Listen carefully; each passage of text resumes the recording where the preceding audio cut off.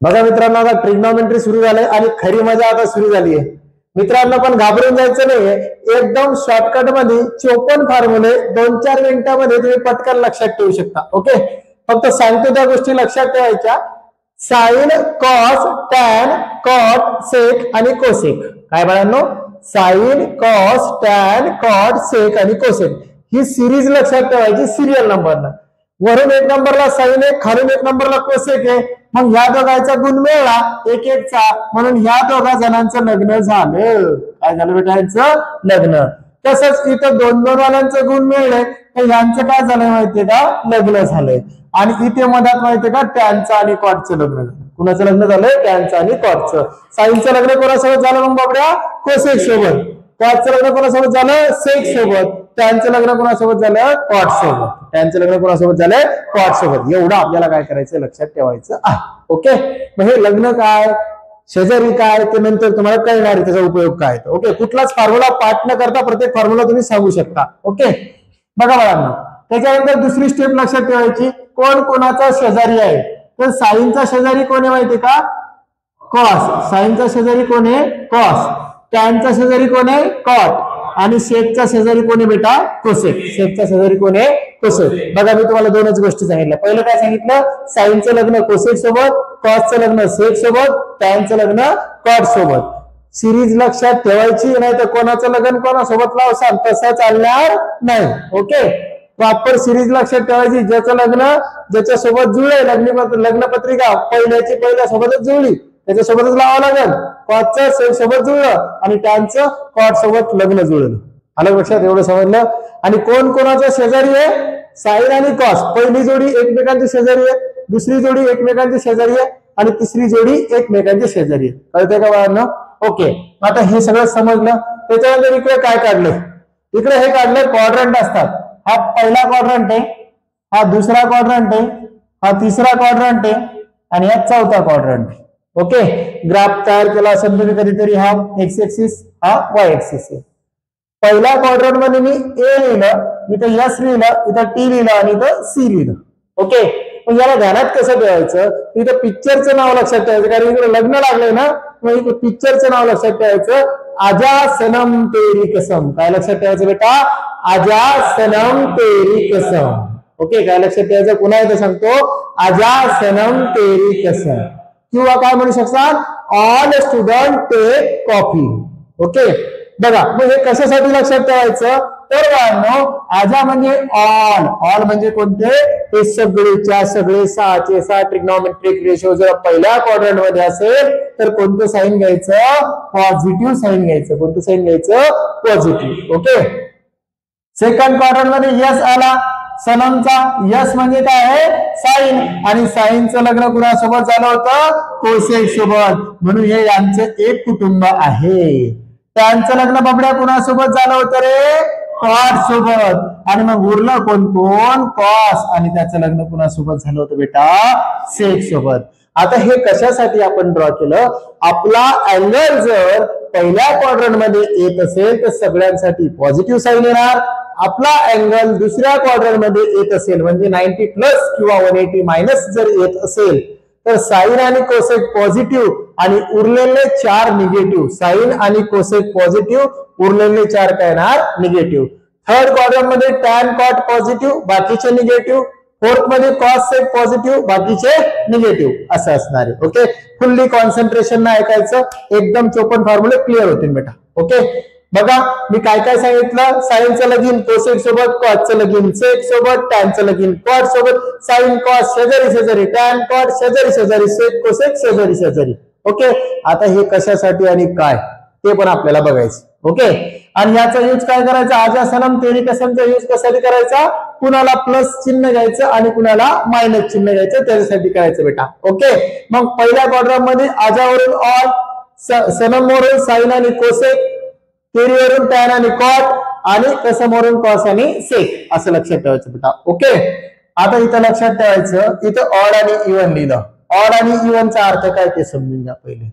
मी सगळ्यांचे अर्थ सांगतोय, नंतर तुम्हाला एक पण फॉर्म्युला पाठ करायची गरज नाही, एक पण नाही. ओके, ऑड आणि इव्हन म्हणजे काय बेटा? ऑड म्हणजे काय होतं? मम्मीने जर आपल्या घरी भाजी तयार केलेली असेल आणि आपण मस्त थकून आलो ना आपल्या आवडीची भाजी नाहीये, मग आपलं तोंड वाकडं होतं. कसं होतं? वाकडं, ऑड. जसं आता ट्रिग्नॉमेट्री सुरू झालं का नाही कॉलेजमध्ये, तर आपलं तोंड वाकडं झालं, ऑड झालं, समजत नाही. बरोबर का? तोंड कसं होतं? वाकडं होतंय, ऑड होतंय, मग आपल्याला क्लिअर कळत नाही. मग बाळांनो, ऑड जर असेल तर आपण आपल्या घरची भाजी आपल्याला खाऊ वाटत नाही, म्हणून आपण आपल्या मम्मीला काय म्हणतो? मम्मी शेजारच्या काकूकडे बघ ना काय भाजी येतं. म्हणजेच बाळांनो, ज्यावेळेस ऑड व्हॅल्यू येणार त्यावेळेस आपल्याला शेजारी घ्यावं लागेल. मग शेजारी कसा घ्यावं लागेल? साईनच्या ऐवजी काय वापरायचा? कॉस, आणि कॉसच्या ऐवजी काय वापरावं लागेल? साईन. टॅनच्या ऐवजी काय वापरायचा? कॉट, आणि कॉटच्या ऐवजी काय वापरायचा? टॅन. सेकच्या ऐवजी काय वापरायचं? कोसेक, आणि कोसेकच्या ऐवजी काय वापरायचं? सेक. ओके.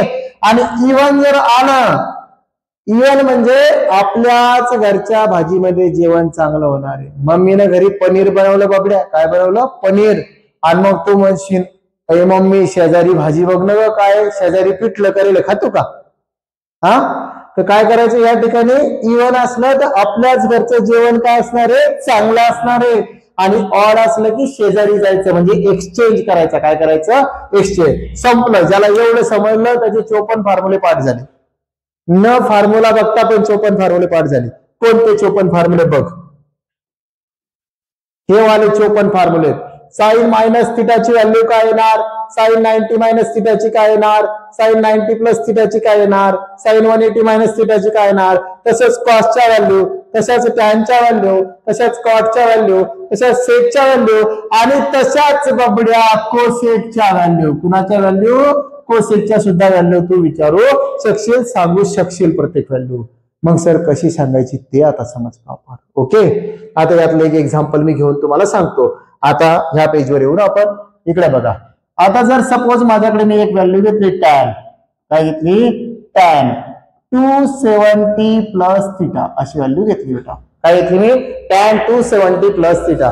पण टॅन 270 प्लस थिटाला जर आपण घेतलं तर इथांचा जो नंबर आहे का नाही, या नंबरला बेटा आपल्याला हे कितीचा? 91 चा 90, 92 चा 180, 93 चा 270, 94 चा 360.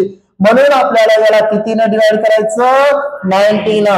इथलच्या नंबरला कितीनं डिवाइड करायचं? 90 न. मग तुला 90चा पाडा नाही आला तर चालतो, 9चा तरी पाडा आला पाहिजे, 9चा तरी पाडा आला पाहिजे. मग 9 1 9, 9 2 18, 9 त्रिक 27 मीन्स 93 चा 270. मग बाबड्या भाग कितीचा जाते रे? 3चा. मग चेक करायचं 3 हा ऑड नंबर आहे की इव्हन नंबर आहे? समसंख्या आहे की विषम संख्या आहे? ऑड म्हणजे कोणती संख्या? विषम, मराठी मीडियम वाले. आणि इव्हन म्हणजे काय असणार? समसंख्या. आलं लक्षात? मग ऑड आलं तर एक्सचेंज, आणि इव्हन आलं तर सेम. मग इथे काय आला? 3 ऑड आला, म्हणून आपल्याला काय घ्यावं लागेल? एक्सचेंज घ्यावं लागेल. आणि टॅन साठी एक्सचेंज ऑफर कुणासोबत आहे? कॉट सोबत. आपल्या घरची भाजी चांगली नाहीये, ऑड आहे, म्हणून आपल्याला टॅनला शेजाऱ्याच्या घरी भाजी आणायला जावं लागेल. म्हणून टॅनच्या जागेवर काय येणार या ठिकाणी? कॉट थिटा येणार. काय येणार? Cot theta. आलं लक्षात? आता प्रश्न आहे प्लस घ्यायचं की मायनस घ्यायचं? काय आहे? प्लस घ्यायचं की मायनस घ्यायचं? मग बघा, प्लस घ्यायचं की मायनस घ्यायचं ते ठरवायचं कसं? तर ते अजासनम थेरी कसं म्हणून. मग सोपं तरी मी हे किती आले? 3. मोजायला सुरुवात करायची. तू 91 चा 90, 1 2 3. 3 प्लस आहे ना, प्लस म्हणल्यानंतर पुढं 3 प्लस. मग कोणता क्वाड्रंट येणार? चौथा. चौथ्या क्वाड्रंट मध्ये कोण कोण पॉझिटिव्ह आहे? कॉस आणि सेक. आणि आपल्याकडे कोण होता? टॅन. मग कॉस आणि सेक पैकी आहे का? नाही. म्हणून बाबड्या या ठिकाणी काय येणार? मायनस येणार. मग टॅन 270 प्लस थिटाची व्हॅल्यू काय झाली? Minus cot theta. काय झाली? Minus cot theta. ओके, कळते बाळांनो? आता समजा दुसरी जर एखादी व्हॅल्यू घेतली, एखाद्याला दुसरी व्हॅल्यू बघायची, साइन 180 प्लस थिटा. याचं उत्तर काय येणार? बघा पुन्हा कितीनं भाग द्यायचा? 90 न. 92 चा 180. मग 2 हा कोणता नंबर आहे? इव्हन. मग आपल्याच घरचं जेवण काय आहे? चांगलं आहे. कुणाच्या घरचं जेवण चांगलं आहे? आपल्याच घरचं जेवण आहे. म्हणजे साईनचा कोणी चेंज होणार आहे का? नाही. साईनचा काय राहणार? साईनच राहणार. आणि इथे काय घ्यायचा? थिटा घ्यायचा. मग इथं प्लस लिहायचं का मायनस लिहायचं? ते ठरणार कशावर आहे? हे किती आहेत? 2. मग मोजायचे 1 2. 2च्या समोर, कारण की प्लस आहे, मग याच्यामध्ये कोण कोण पॉझिटिव्ह आहे, टॅन आणि कॉट पॉझिटिव्ह, बाकीचे काय बबड्या निगेटिव्ह, मग आपल्याकडे कोण आहे साइन, म्हणून हा पण काय झाला निगेटिव्ह, हा काय झाला निगेटिव्ह. बरं आता याच्या व्यतिरिक्त अजून दुसरा एखादा फॉर्म्युला घेऊ. साइन ऑफ 180 मायनस थिटा असलं तर काय करायचं बबड्या, पुन्हा तेच, कितीचा भाग जाते 2चा, किती जाते 2चा, 2 आला म्हणजे इवन, इवन म्हणजे आपल्याच घरचं जेवण म्हणजे साईनच्या जागेवर बेटा साइन थिटाच येणार, काय येणार साइन थिटाच येणार. आता बबडे या ठिकाणी प्लस घ्यायचं का मायनस घ्यायचं तर कशावर ठरवायचं, क्वाड्रंट वरती. हे किती आहेत आपल्याकडे 2, 1 आणि 2, पण इथं कोणतं चिन्ह आहे रे मायनस, मायनस म्हणजे मागे वापस जायचं, 2 पासून मागे तर मायनस. याच्यात कोण कोण पॉझिटिव्ह आहे, साइन आणि कोस आहे, आणि त्याच्यातला तुझ्याकडे काय आहे साइन आहे, म्हणून याला कोणतं चिन्ह येणार बेटा पॉझिटिव्ह. ते नाही लिहिलं तरी चालते, म्हणजे साइन 180 मायनस थिटाचा काय फॉर्म्युला तयार झाला साइन थिटा. आणि अशाच प्रकारे बेटा तू हे 54 फॉर्म्युले तयार करू शकशील. किती फॉर्म्युले तयार करू शकशील, 54 फॉर्म्युले. आणि बाकी फॉर्म्युले तुला जर शॉर्टकट ट्रिक्स न पूर्ण ट्रिग्नॉमेट्री विदाउट पाठ केल्याचे जर तुला लक्षात ठेवायचं असेल मित्रा, तर नक्कीच UGS अकॅडमीला भेट द्यायची आहे आणि ट्रिग्नॉमेट्री चांगल्या प्रकारे करायचंय. आतापर्यंत जे शिकलो ना आपण डिटर्मिनंट मॅट्रिसेस, ती फक्त ऍडव्हर्टाइज होती, आणि हा काय मित्रांनो ट्रेलर आहे, अजून पूर्ण पिक्चर बाकी आहे. कळालं का, कॉपी करायची नाही आणि खोटं बोलायचं नाही. कळतं का मित्रांनो. चला थँक्यू.